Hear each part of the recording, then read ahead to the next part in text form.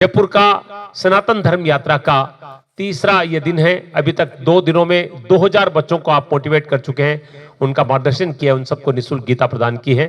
तो काफी वक्त हो चुका है। मैं पूज्य महाराज श्री के चरणों में नमन करते हुए आपसे प्रार्थना करता हूं कि राष्ट्र की युवा पीढ़ी जो सामने बैठी है, जो नौनिहाल बच्चे बैठे हैं, उनका अपने प्रेरणादायी प्रवचन से लाभान्वित करें। परम पूज्य भाई श्री संतोष सागर जी महाराज। बोलिए भारत माता की।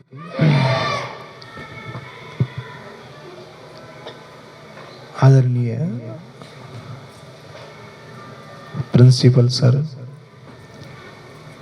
सभी शिक्षकगण, मंच पर विराजमान सभी प्रबुद्ध जन और मेरे सामने विराजमान सभी मेरे युवान भाई बहन बच्चे। हालांकि मेरा विषय जो मैं लेकर के आया हूं वो छोटे बच्चों के लिए नहीं है, और मुझे लगता है कि यहाँ पर 8th और 9th क्लास तक के ही बच्चे हैं कि 10th और 12th भी हैं। 12th की कहाँ है आप में से कोई? 12वीं के? 11वीं क्लास के हैं। Very nice. और 10th एक 9वीं क्लास, चलो फिर भी थोड़ा ठीक है। हालांकि मेरा विषय 12th क्लास से ऊपर के बच्चों के लिए था,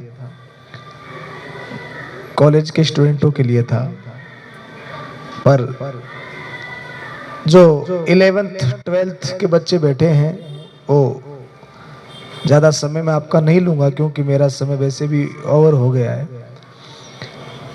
आज लगातार 1 वर्ष से हमारी निरंतर यात्रा चल रही है, और आप जैसे ही 4 लाख से ज्यादा बच्चों से मैं मिल चुका हूं, जिसमें IIT, LLB, MBA, CA, B.Ed, MBA, बहुत सारे छात्रों से, बहुत सारे स्टूडेंट कॉलेजों से मिलने का मुझे मौका मिला है। माइक दो इनको। क्या नाम है बेटा आपका? सौम्या। सौम्या। दिल्ली में एक लड़की है जिसका नाम है काम्या। तुम्हारा नाम है सौम्या। उसका नाम है काम्या। तुम जानती हो उसको? है? नहीं। क्यों नहीं जानती? सीधा सा सवाल है, क्यों नहीं जानती हो? वो दिल्ली में रहती है इसलिए, और मैं जयपुर में रहती हूँ। दिल्ली में तो बहुत सारे लोग रहते हैं, बाकी को जानती हो? नहीं रहती। क्यों नहीं जानती? दिल्ली में रहती है ये कारण नहीं हो सकता। क्यों नहीं जानती हो? सीधा सा प्रश्न है मेरा। दिल्ली में एक लड़की रहती है काम्या, क्या आप उसको जानती हो? आप इसलिए नहीं जानती हो क्योंकि आप उससे कभी मिली नहीं हो। हाँ सर। ठीक रीजन? आप उससे कभी नहीं मिली। अच्छा, आप इंदिरा गांधी को जानती हो? हाँ। है? माइक पास में लो। हाँ सर। मिली हो कभी उससे? नहीं। तो उसको कैसे जानती हो? वो प्राइम मिनिस्टर थी इंडिया की, इसलिए जानती हूँ। अच्छा, प्राइम। आप जूही चावला को जानती हो? हाँ। जानती हो?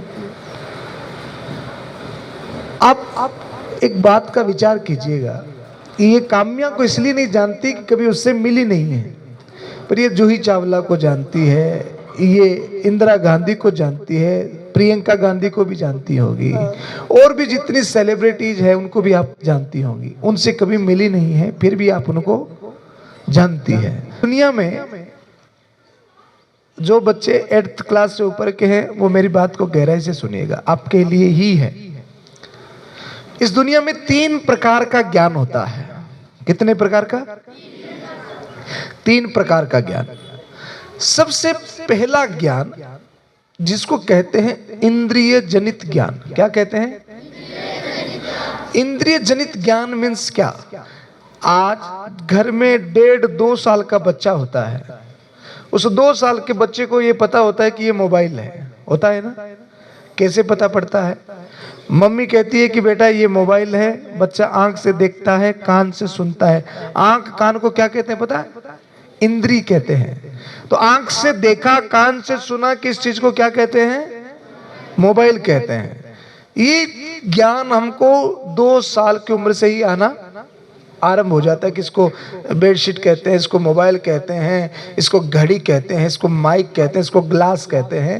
ये 2 साल की उम्र से ही धीरे धीरे धीरे धीरे आना घर में ही शुरू हो जाता है। इस ज्ञान का क्या नाम है? इंद्रिय जनित ज्ञान। इसके बाद में जब आप थोड़े बड़े होते हो, स्कूल जाते हो, और स्कूल में जाकर के जितनी पढ़ाई करते हो तो ज्ञान का एक दूसरा लेवल आरंभ होता है। उसको कहते हैं बुद्धि जनित ज्ञान। क्या कहते हैं? स्कूलों में जब आप पढ़ते हो तो आपको पूरे यूनिवर्स का बहुत सारा नॉलेज होता है, बहुत सारा ज्ञान आपके अंदर में आता है। जो जो पढ़ाई, जो जो डिग्रियां लेते जाएंगे, आपका बौद्धिक स्तर बोलो बढ़ता जाएगा। ये होता है बुद्धि जनित ज्ञान। अब इंद्रिय जनित ज्ञान में और बुद्धि जनित ज्ञान में डिफरेंस क्या है, आप इसको थोड़ा सा समझिएगा। सूर्य उदय होता है और सूर्य अस्त होता है। होता है? होता है। रखो, गलत होगा तो जवाब सही हो जाएगा। क्या होता है? हाँ, 4 साल होगा तुम्हारे लिए भी। हाँ बेटा बताओ।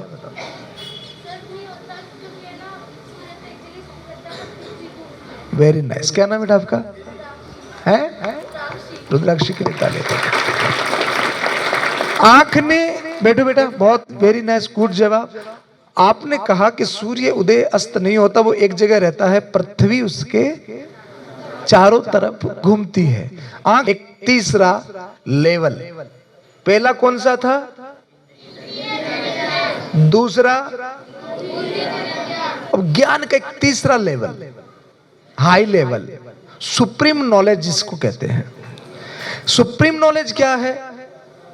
आत्मज्ञान है, जो आपको भीड़ से अलग करता है। केवल डिग्रियां लेने से आप भीड़ से अलग हो जाओगे ऐसा कतई नहीं है।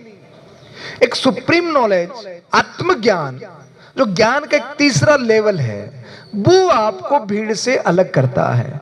अब इंद्रिय जनित ज्ञान घर में मिल जाता है, बुद्धि जनित ज्ञान स्कूल कॉलेज में मिल जाता है। आत्मज्ञान क्या होता है और वो कहां से मिलता है? जो हमें कुछ विशेष बनाता है, भीड़ से अलग करता है, हिम्मत देता है, आत्मविश्वास देता है। 11th 10th 9th 8th के बच्चे ध्यान से सुने भैया। आत्मज्ञान देखो, सर जिस कुर्सी पर बैठे हैं, इस कुर्सी की कितनी टांगे हैं? चारों ही महत्वपूर्ण हैं। जोर से बोलो ना, चाहिए कि नहीं चाहिए?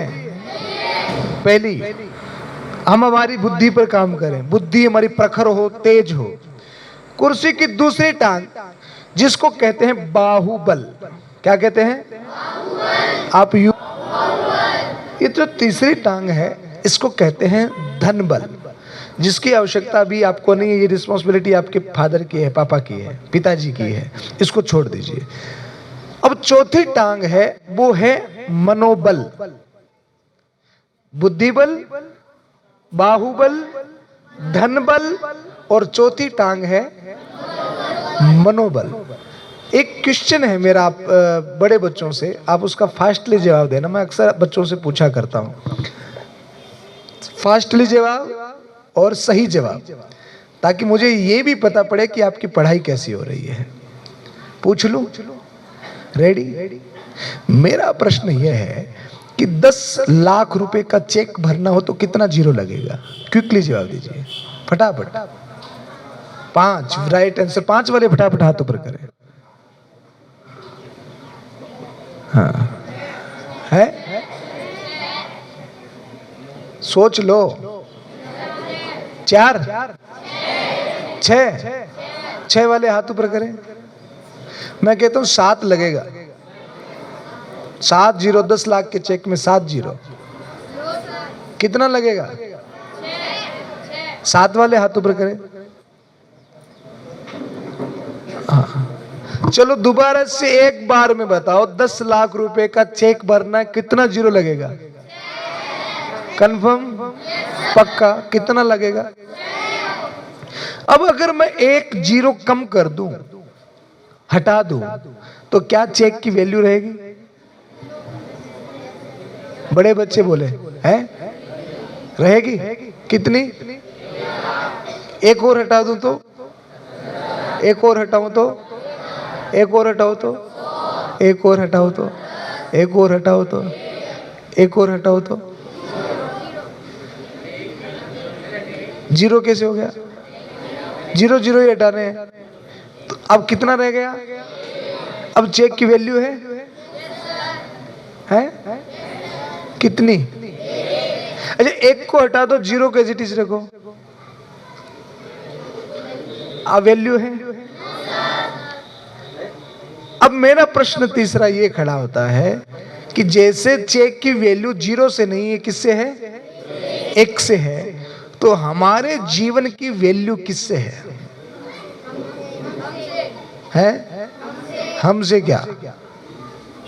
यही तो मैं पूछ रहा हूं कि हम की वैल्यू किससे है? हम किससे हैं? बड़े बच्चे बताएं हमारी वैल्यू किससे है? हाँ बताओ बेटा, खड़े हो जाओ। हाँ खड़े होके बताओ बेटा, होठ हिलाने से थोड़ी होगा। हाँ संकोच नहीं करना, इसी को ही आत्मबल कहते हैं। अगर बोलने का जज्बा हमारे अंदर में नहीं है तो फिर हम आगे कैसे बढ़ेंगे? जैसा भी टूटा फूटा जब जी हमारे गोल्स, वेरी नाइस। हमारे गोल हमारी वैल्यू को, जीवन की वैल्यू को निर्धारित करते हैं। अगर बाय चांस जो गोल आपने लिया है वो अगर आप पूरा नहीं कर सके तो आपकी वैल्यू कम हो जाएगी, आप वैल्यूएबल नहीं रहेंगे। इस दुनिया में अभी जिस बच्चे से मैं बात करता हूं ना, सब आईएएस आईपीएस बनना चाहते हैं। जी सर। पर सबका बनना तो पॉसिबल नहीं है। तो जो नहीं बने, क्या उनकी वैल्यू कम थोड़ी ना हो जाएगी? इस दुनिया में बहुत सारे और भी ऑप्शंस हैं हमारे पास में। इसके अलावा आप और क्या बता सकते हैं? इसके अलावा जी थैंक यू। क्या नाम बेटा आपका? शान। शान, बहुत शानदार जवाब दिया। आपका भी जवाब एक कारण है, वेरी नाइस। तो एक पीछे बच्चा हाथ ऊपर करा देगा, हाँ उसको दो माइक। प्रश्न ध्यान से सुनना बेटा, आपकी वैल्यू किससे है? आदमी की हमारे अनुभव से। हमारे अनुभव से। अनुभव कहाँ से आते हैं? हमारे किए गए कार्यों से, हमने जो सीखा अब तक उससे। हमारे द्वारा किए गए कार्यों से अनुभव आते हैं। अच्छा, कभी जरूरी थोड़ी है कि हमारे द्वारा किए गए कार्यों से अनुभव, दूसरों के कार्यों से भी तो ले सकते हैं। गलती और दूसरों के कार्यों से देख के भी। भाई आज हम कहते हैं कि अकल बादाम खाने से नहीं आती, ठोकर खाने से आती है। पर आज का जमाना इतना फास्ट है कि अपने को ठोकर खाने की जरूरत नहीं है। जिन्होंने ठोकर खाई है उन्हीं से ही देख करके हम सीख सकते हैं, अनुभवों से। Very nice. और कोई बता सकता है? और कोई? और कोई? प्रश्न क्या था मेरा? हमारी वैल्यू किससे कर लेते हैं? मर जाते हैं। अब आप देखोगे पैसा भी है, अनुभव भी है, प्रतिष्ठा भी है, फिर भी वो क्यों मर जाते हैं? कोई सुसाइड कर लेता है तो क्यों कर लेता है? कि कौन सी ऐसी चीज की उनके पास में कमी रह जाती है? कौन सी ऐसी चीज होती है कि इतने बड़े ओहदे पर, आईपीएस आईएएस लेवल के इतने बड़े एक्टर बनकर के वो सुसाइड कर ले? कौन सी चीज की कमी रह गई? हाँ, सौम्या ने जवाब दिया। उनके पास में क्या चीज की कमी थी? मनोबल।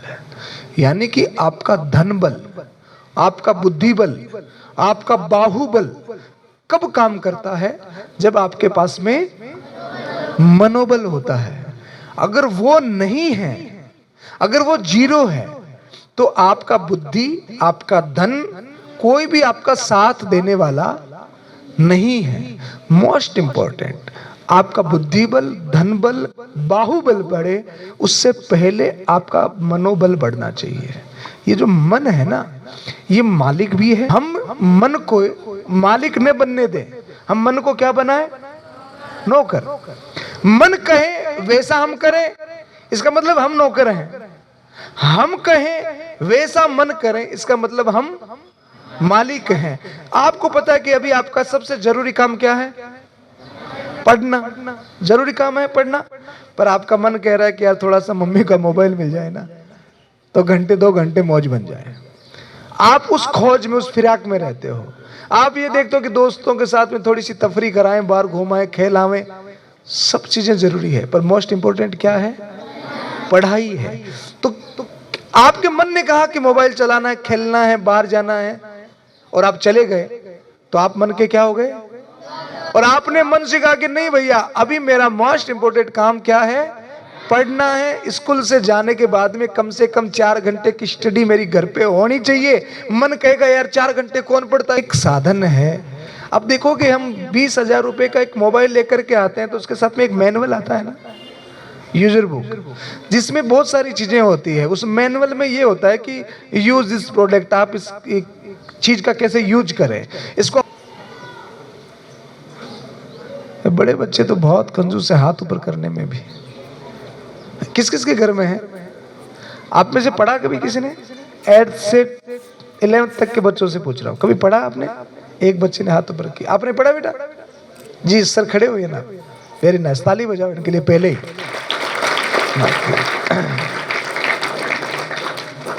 गीता मनोचिकित्सक बुक, क्या नाम बेटा आपका? समर्थ जांगीड़। समर्थ, वाह, समर्थ। आपने पढ़ा गीता को? यस गुरुजी। श्लोक आता है आपको? हाँ। सुना बेटा एक श्लोक। कर्मण्येवाधिकारस्ते मा फलेषु कदाचन मा कर्म फल हेतुर्भुर्मते संगोऽस्त्व कर्मणि। इसका मीनिंग? कर्म ही हमारा सब कुछ है जी। कर्म करना चाहिए, कर्म ही सब कुछ है। कर्म करते रहो, फल की इच्छा मत करो, यही तो कहना चाहते हैं। हाँ, और कुछ एक और श्लोक और आता है, सुनाओ। परित्राणाय साधूनां विनाशाय च दुष्कृतां धर्म संस्थापनार्थाय संभवामि युगे। बहुत सारे और लोगों को भी आता है, साथ में होठ हिला रहे हैं, पर बोलने की हिम्मत नहीं थी। तो इसका मीनिंग बेटा समर्थ? साधु की यही पहचान होती है कि उसमें करुणा का भाव होना चाहिए। जी। परित्राणाय साधूनां विनाशाय च दुष्कृतां। भगवान कहते हैं कि मैं सज्जन पुरुषों के लिए, उनके उद्धार के लिए, उनके कल्याण के लिए बार बार आता हूँ, और जो दुष्ट हैं उनको दंडित भी करता हूँ, धर्म की स्थापना करता हूँ और अधर्म का नाश करता हूँ। तो बहुत सुंदर। समर्थ के लिए पुनः ताली बजा करके हार्दिक अभिनंदन। और कोई है आप में से? बेटियों में से कोई है? पढ़ेंगे तो उनमें भी एक कॉमन बात मिलती है कि उन सब ने किसको पढ़ा है? भगवत गीता को पढ़ा है। तो मैं आपसे सिर्फ ये कहने आया हूँ कि वास्तव में आप अपने जीवन में भटकना नहीं चाहते, आगे बढ़ना चाहते हैं और ज्ञान के तीसरे लेवल तक पहुंचना चाहते हैं, भीड़ का हिस्सा नहीं बनना चाहते हैं, तो आपको अपने जीवन के कीमती समय से 20-25 मिनट रोज किसको देने चाहिए? भगवत गीता को। किस 20 मिनट, और 1 साल आप इसके रोज 20 मिनट नियम से स्टडी करिए। आप देखेंगे 1 साल में विकास का मतलब क्या होता है पता है? हम कहते हैं ना कि फलाने आदमी का बहुत विकास हो गया, भौतिक विकास, आध्यात्मिक विकास, शारीरिक विकास। विकास का मतलब क्या होता है पता है? एक डेफिनेशन में सुनिए, विकास मीन्स क्या है? जब तक आपको ये समझ नहीं आ जाए, समझ में आने के बाद में इससे ज्यादा इंटरेस्टिंग कुछ और है ही नहीं। तो अगर ये किताब मैं आज आपको गिफ्ट करके जाऊं, आप लेंगे? 8 से 12 तक के बच्चे से पूछ रहा हूं, हाथ ऊपर करो, कौन कौन लेगा? सभी लेंगे? किस लिए? पढ़ने के लिए या इसलिए कि फोकट में मिल रही है? ऐसा तो नहीं होगा कि घर ले जाकर के दादी से कह लो दादी मैं क्या लाया हूं। ये आपके लिए है, और इसको रखना कहाँ है? स्कूल बैग में, छत पे, गार्डन में, ट्रेवलिंग में, कहीं पर भी जब मन करे इसकी स्टडी करनी है। पहले कह देता हूँ बोरिंग बहुत है, पर है पक्का? अच्छा, ये तो नहीं कि कल स्कूल आओ टीचर पूछे कि सौम्या होमवर्क किया, बोले मैं तो गीता पढ़ रही थी। हाँ, ऐसा नहीं करना। अपना 20-25 मिनट गीता को देना, अपने लिए, खुद के लिए, निज के लिए, कि दुनिया में कितना भी बड़ा चैलेंज हमारे सामने आए वो राई के समान छोटा हो जाए।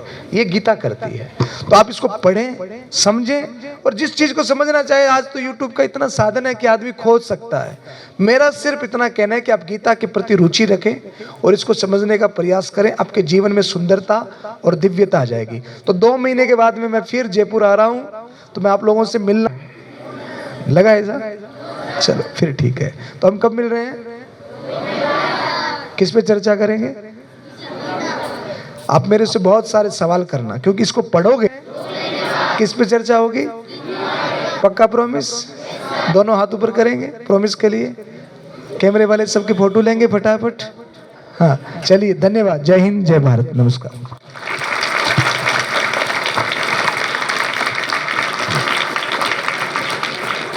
हमारे प्रांगण में जो संत महानुभूति आपके सामने, सम्माननीय संत महानुभूति जो जिस मिशन पर हैं, वो सनातन धर्म का एक मजबूत पक्ष था।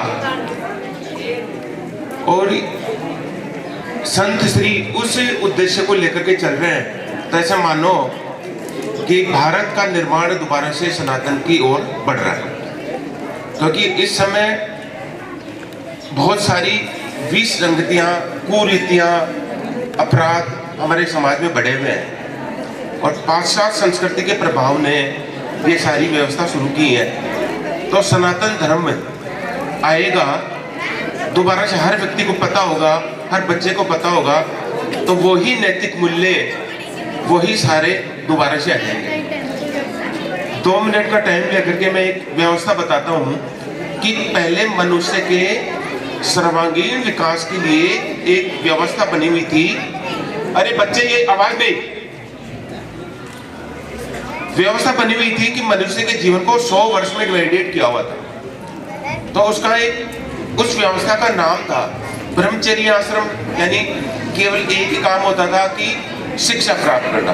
दूसरा गृहस्थ आश्रम, उसमें एक ही काम होता था कि आने वाले जीवन को आगे बढ़ाने के लिए उसमें व्यवस्थित करना, उसमें अपने वंशवृद्धि करना। तीसरा जो वानप्रस्थ आश्रम, जो शिक्षा उसने ग्रहण की थी वो शिक्षा नए वालों को देकर वन में रह करके, और संत ऋषियों के आश्रम में वो शिक्षा दूसरे को देकर के अपने ऋषि ऋण से मुक्त होता था। फिर संन्यास आश्रम, यानी धार्मिक आस्था का, अपने मन को, चित्त को, शरीर के कल्याण के लिए ईश्वरीय बंधन में जाना, ये व्यवस्था होती थी। तो किसी प्रकार के अपराध, व्याधि, मानसिक तनाव, कोई आत्महत्या नहीं करता था, वो सनातन धर्म था। वो सारी बातें हम इस बुक में आप पाओगे, इसको पढ़ोगे तो। इसलिए सभी बच्चे और सभी स्टाफ संत श्री का तहे दिल से अभिनंदन और आभार प्रकट करते हैं कि आपके विचार हमारे बच्चों को और हमारे को सुनने को मिले। गीता को पढ़ने का संकल्प करेंगे। बोलिए जोर से, भारत माता की, भारत माता की, भारत माता की, वंदे वंदे वंदे। तो गीता आपको पूज्य भाई श्री दी है, हम उसको पढ़ेंगे और अपने जीवन में उतारेंगे और अपने जीवन को सुंदर दिव्य बनाएंगे। धन्यवाद।